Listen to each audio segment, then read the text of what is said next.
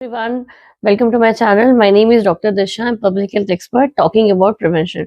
और आज की वीडियो में हम बात करने वाले हैं इम्यूनाइजेशन के बारे में। किसका इम्यूनाइजेशन? इन्फेंट्स का इम्यूनाइजेशन और बच्चों का इम्यूनाइजेशन। तो बच्चों का टीकाकरण जो एक बहुत ही जरूरी टॉपिक है और लोगों को बहुत कभी डाउट होते हैं, स्पेशली मदर्स काफी डाउट में रहती हैं इन चीजों को लेके कि अगर वैक्सीनेशन कौन सी लगवानी चाहिए, नहीं लगवानी चाहिए। तो ये सीरीज है जिसमें हम डिटेल में बात करेंगे। ये सीरीज का पार्ट 1 है जिसमें आज हम सिर्फ बात करेंगे नेशनल इम्यूनाइजेशन प्रोग्राम के बारे में। इस प्रोग्राम में कौन कौन सी वैक्सीन बच्चों को लगाई जाती है और ये कहाँ फॉलो होता है। ये जितने भी हमारे गवर्नमेंट हॉस्पिटल्स हैं उन सब जगह पे ये वाला इम्यूनाइजेशन प्रोग्राम फॉलो होता है। जो प्राइवेट क्लिनिक्स में लगता है, जनरली प्राइवेट क्लिनिक में लोग IAP का इम्यूनाइजेशन शेड्यूल फॉलो करते हैं। बट आज हम बात करेंगे नेशनल इम्यूनाइजेशन प्रोग्राम के बारे में और इसकी जो अगली सीरीज होगी पार्ट 2 बात करेंगे अदर वैक्सीन के बारे में। तो चलिए आज की वीडियो को स्टार्ट करते हैं। और अगर आप चैनल पे नए हैं तो चैनल को सब्सक्राइब कर लीजिए ऐसी हेल्थ अपडेट के लिए। तो चलिए आज की वीडियो को स्टार्ट करते हैं विदाउट एनी डिले। टीकाकरण क्यों जरूरी है और कौन सा टीकाकरण लगवाना चाहिए।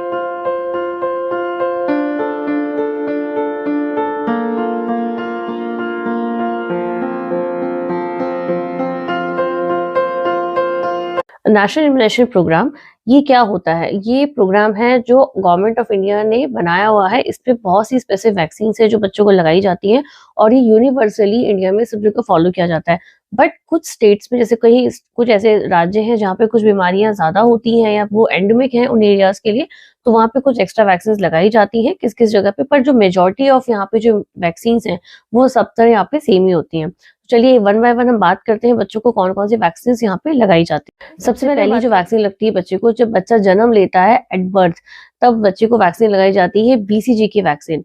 ये वैक्सीन बच्चे को 0.1 ml लगाई जाती है और आप इस वैक्सीन को 1 साल तक लगवा सकते हैं। 1 साल का मतलब यहाँ पे ये है कि अगर किसी कारणवश ये वैक्सीन बच्चे को बर्थ हॉस्पिटल में नहीं लगी है या किसी वजह से ये मिस हो गई है, तो आप 1 साल तक इस BCG की वैक्सीन को बच्चे को लगवा सकते हैं।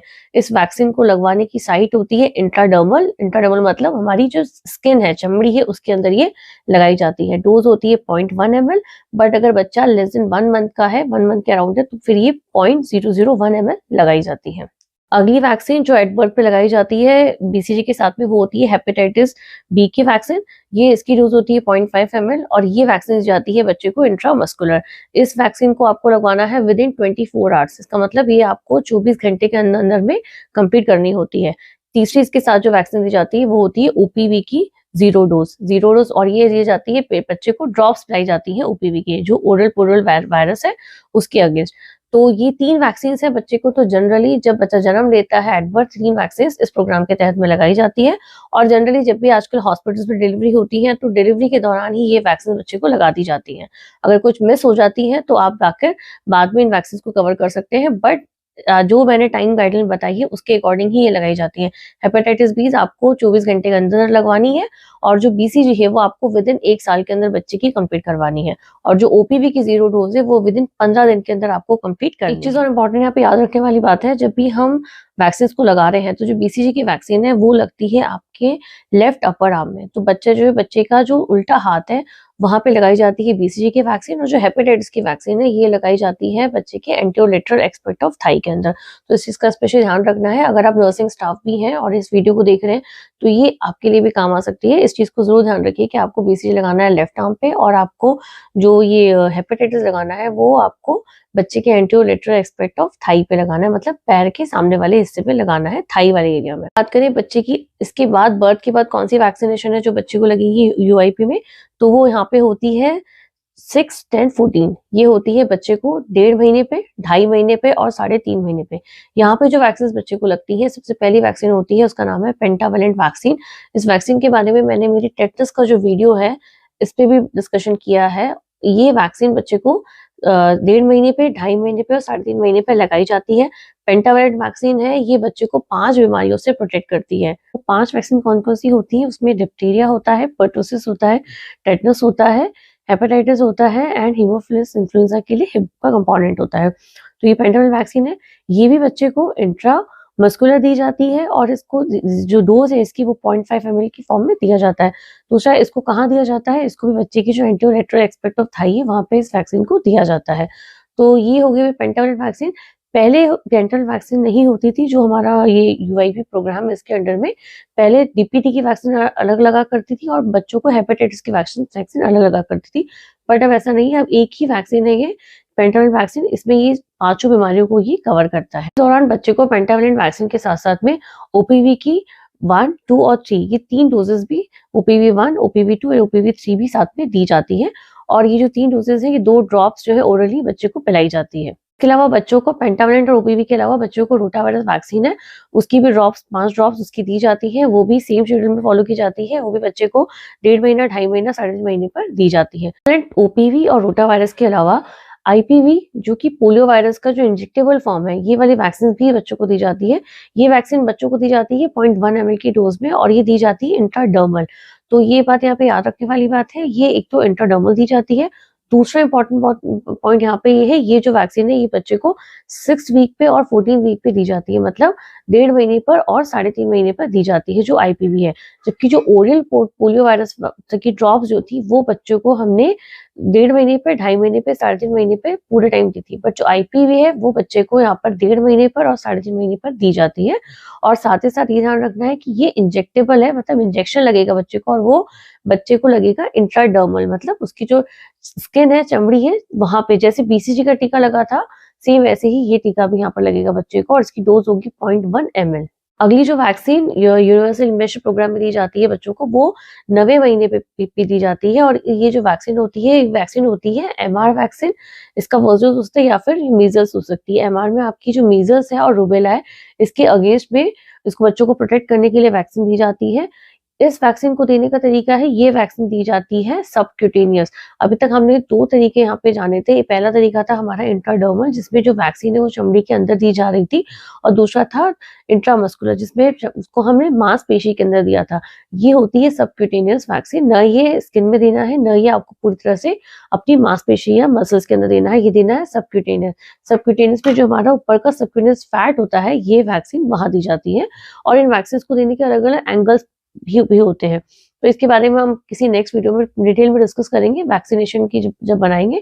अभी हमें याद रखना है कि ये जो वैक्सीन है ये सिर्फ सबक्यूटेनियस दी जाती है। एक और इम्पोर्टेंट पॉइंट है जो याद रखने वाला है मीजल्स की वैक्सीन में, एमआर वैक्सीन में, ये जो वैक्सीन है ये दी जाती है as per guideline right arm में। जो बीसीजी की वैक्सीन थी वो दी जाती थी लेफ्ट आर्म में, और जो मीजल्स की वैक्सीन ये दी जाती है राइट आर्म के अंदर। अब ये क्यों जरूरी है कि हम लेफ्ट आर्म और राइट आर्म को इतना फोकस कर रहे हैं, इसका इंपॉर्टेंस यहाँ पे ये है क्योंकि जब बीसीजी की वैक्सीन किसी को लगती है तो उस जगह पे निशान होता है, छोटा सा ब्लेब बन जाता है सर्कुलर फॉर्म में, जिसे हम छाला भी बोलते हैं। तो उस निशान को देखे कोई कई बार ऐसा होता है कि किसी के पास अपना इन्वेस्टमेंट कार्ड नहीं है तो उन्हें पता नहीं होता। बट जो ये हाथ है, हाथ को देखते हैं, अगर वो किसी मदर को याद नहीं है कि उसके बच्चे को वैक्सीन लगी है नहीं बर्थ में, बट अगर उसे ये याद है कि हाँ यहाँ पे इस हाथ पे कुछ लगा था, तो इसके थ्रू वो आइडेंटिफाई कर सकते हैं हेल्थ केयर वर्कर कि उनको वैक्सीनेशन उस टाइम पे हुआ है या नहीं हुआ है। तो ये बेसिकली आइडेंटिफिकेशन के लिए ये इंपॉर्टेंट है कि जब आप बीसीजी की वैक्सीन दे रहे हैं तो लेफ्ट हैंड में दीजिए, जब आप मीजल्स की दे रहे हैं तो आप राइट हैंड में बच्चे के दीजिए। और इसकी भी जो डोज है मीजल्स वैक्सीन की, इसकी डोज भी 0.5 ml होती है। इसको जो आप दे सकते हैं टिल 5 years ऑफ एज तक आप इस वैक्सीन को दे सकते हैं बच्चों के केस में। इसके साथ साथ में बच्चे को यहाँ पे विटामिन ए की ड्रॉप्स है वो भी पिलाना स्टार्ट कर दी जाती है। 1 लाख इंटरनेशनल यूनिट जो सबसे पहले स्टार्ट की जाती है 9 मंथ्स पे, और इसके बाद आगे उसको हर 6 मंथली फिर वो रिपीट होती रहती है टिल 5 years ऑफ एज तक। नेक्स्ट अगर हम बात करें तो अब जो बच्चे को वैक्सीनेशन लगेगा, ये तो सारा वैक्सीनेशन था साल भर के बच्चे का, जिसे हम इन्फेंट बोलते हैं। अब जो हम बात करेंगे साल भर के बाद जो वैक्सीन बच्चे को लगती है, वो सारी वैक्सीन होती है जो बूस्टर डोजेस लगते हैं उसको। तो जो पहला बूस्टर लगता है बच्चे को वो लगता है 16 से लेकर 24 मंथ्स में। जब बच्चा 16 महीने से लेकर 24 महीने तक की एज में जब बच्चा होगा, इस दौरान उसको पहला बूस्टर लगता है। उसका नाम है डीपीटी बूस्टर। इसके बारे में मैंने अपनी टेटनस की जो वैक्सीन वीडियो बनाई है उसमें भी इसके बारे में जिक्र किया है, आप चाहें तो उसे भी जाकर चेक कर सकते हैं। ये बच्चे को जो पहला बूस्टर है डीपीटी का, ये बच्चे को 16 से लेकर 24 मंथ्स पे लगता है। और ये जो लगेगा ये भी बच्चे को इंट्रामस्कुलर ही लगता है, और थाई का जो एंटीरियर एस्पेक्ट ऑफ थाई है वहां ही लगाया जाता है। डोज की अगर बात करें तो इसे भी 0.5 ml। इसके साथ साथ बच्चे को डीपीटी बूस्टर के साथ साथ में इसी दौरान 16 से लेकर 24 मंथ्स वाले ड्यूरेशन में बच्चे को ओपीवी का बूस्टर है जो 2 ड्रॉस बच्चे को बोरली पिलानी होती है, वो भी दी जाती है इसी दौरान। इसके साथ साथ में बच्चे को जो मीजल्स है उसका भी बूस्टर डोज यहाँ पे एमआर 2 की जो डोज है वो भी लग सकती है मीजल्स रूबेला के अगेंस्ट, वो वाला डोज भी यहाँ पे लगेगा बच्चे को। और साथ में बच्चे को ओरल पोलियो वायरस की ड्रॉप्स भी पिलाई जाएंगी, 2 ड्रॉप। तो ये 16 से लेकर 24 मंथ्स के बूस्टर डोजेज है जो बच्चे को लगा करते हैं जब बच्चा 1 साल के ऊपर हो जाता है। इसके साथ-साथ जब बच्चे जो विटामिन ए की ड्रॉप्स हैं, अब बच्चे को 16 से लेकर 18 महीने की जो रेंज है उसमें बच्चे को विटामिन ए की ड्रॉप्स फिर से पिलाई जाती हैं। और अब ये ड्रॉप बच्चे को हर 6 मंथली रिपीट की जाती है जब तक बच्चा 5 साल का नहीं हो जाता, मतलब साल में 2 बार आपको उसको पिलानी है। बट अब यहाँ पे जो विटामिन ए की डोज है वो 2 लाख इंटरनेशनल यूनिट दी जाती है, जो हमने पिछली बार 1 साल के पहले बच्चे को 1 लाख इंटरनेशनल यूनिट दिया था, वो यहाँ पे नहीं करना। अब बच्चे को 2 लाख इंटरनेशनल यूनिट देनी है और ये हर 6 महीने में 1 बार देनी है। इसका मतलब साल में 2 बार देनी है जब तक बच्चा 5 साल का नहीं हो जाता तब तक। नेक्स्ट अगर हम बूस्टर की बात करें तो बच्चे को अब इसके बाद डीपीटी का बूस्टर लगता है जो बच्चे को 5 से 6 साल में लगता है। इसके बाद बच्चे को टीटी लगा करता है जब बच्चा 10 साल का हो जाता है और 15 साल का हो जाता है। ये पूरा टेटनस का जो इम्यूनाइजेशन शेड्यूल है उसके अंदर ये सारी चीजें काउंट होती हैं और ये आप डिटेल में इस वीडियो में जाकर मेरी चेक भी कर सकते हैं जो आई बटन पे आ रही है इस समय। अब यहाँ पे एक बात तो इम्पोर्टेंट है जो याद रखने वाली है, इसमें जो हमने MR2 की जो सेकंड डोज की बात करी, जो बूस्टर की बात करी, ये बूस्टर्स अभी भी सारे राज्यों में नहीं लगाया जाता। ये फेज्ड मैनर में कुछ-कुछ स्टेट्स में ही अभी लगाया जाता है। कुछ जगह पे अभी भी सिर्फ जो 1 डोज है 9 मंथ्स में वही दी जाती है। इसके अलावा जो हमारा ये इम्यूनाइजेशन प्रोग्राम है इसके अंडर में 9 मंथ्स पे एक वैक्सीन और है जो दी जाती है, जो है आपकी जापानीज एनकेफेलाइटिस के अगेंस्ट, जिससे हम दिमागी बुखार भी हो जाता है बच्चों को, उसे बोला करते हैं हिंदी में, तो इसके अगेंस्ट भी दी जाती है। पर ये वैक्सीन जो है ये सिर्फ कुछ एंडेमिक डिस्ट्रिक्ट्स हैं इंडिया में, उन्हीं में ही दी जाती है।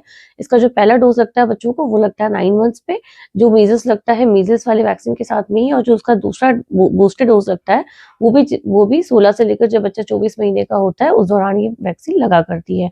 और इसके अलावा कुछ-कुछ जो स्टेट्स है वहाँ पर टाइफाइड की वैक्सीन भी दी जाती हैं 2 साल के, जब बच्चा 2 साल के अराउंड होने लगता है उस। आज की जो वीडियो है उसमें हमने ये हमारा इम्यूनाइजेशन प्रोग्राम है इसके बारे में बात करी। ये इम्यूनाइजेशन प्रोग्राम है जो आपको किसी भी गवर्नमेंट हॉस्पिटल अगर आप जाते हैं बच्चे का वैक्सीनेशन करवाने, तो वहाँ पे यही वैक्सीनेशन प्रोग्राम फॉलो किया जाता है। इसके अलावा जो प्राइवेट सेटअप्स हैं, प्राइवेट क्लिनिक्स हैं, वहाँ पे एडिशनल वैक्सीन्स भी बच्चों को दी जाती हैं और जनरली वहाँ जो वैक्सीन शेड्यूल फॉलो किया जाता है वो होता है इंडियन एकेडमी ऑफ पीड्स वाला जो शेड्यूल उसको फॉलो किया जाता है। उसके बारे में हम डिटेल में नेक्स्ट वीडियो में बात करेंगे, दोनों में डिफरेंस क्या है, बट एट द एंड दोनों ही आप लगा सकते हैं, दोनों ही जो जगह जाके आप लगवा सकते हैं, दोनों ही जगह वैक्सीन लगवाना सेफ है।